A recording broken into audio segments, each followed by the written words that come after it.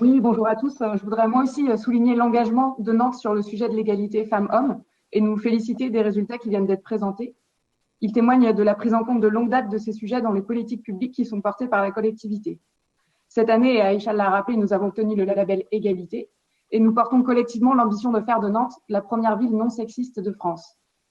On était nombreux et nombreuses le mercredi 25 novembre à marcher contre les violences faites aux femmes.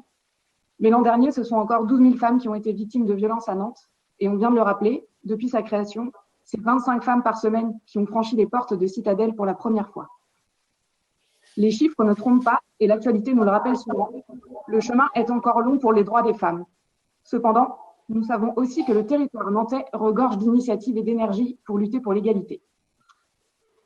En cette période particulière, permettez-moi de citer Simone de Beauvoir qui écrivait « N'oubliez jamais qu'il suffira d'une crise politique, économique ou religieuse pour que les droits des femmes soient remis en question. » Toutes les études montrent en effet que la crise sanitaire et son corollaire, le confinement, de même que la crise économique et sociale, creusent les inégalités. En tant qu'élus, nous avons un formidable levier à notre disposition, le budget. Et la budgétisation sensible au genre répond à des enjeux de transparence, de bonne gouvernance et d'évaluation des politiques publiques. Dans un contexte de raréfaction des ressources, les femmes pourraient bien être les premières impactées par la réduction de la dépense publique. Aussi, je vous propose que nous convenions collectivement de rejoindre des villes telles que Lyon, Rennes ou encore Grenoble, en expérimentant puis en généralisant une approche intégrée du genre dans l'élaboration et dans l'évaluation des budgets municipaux. Je vous remercie.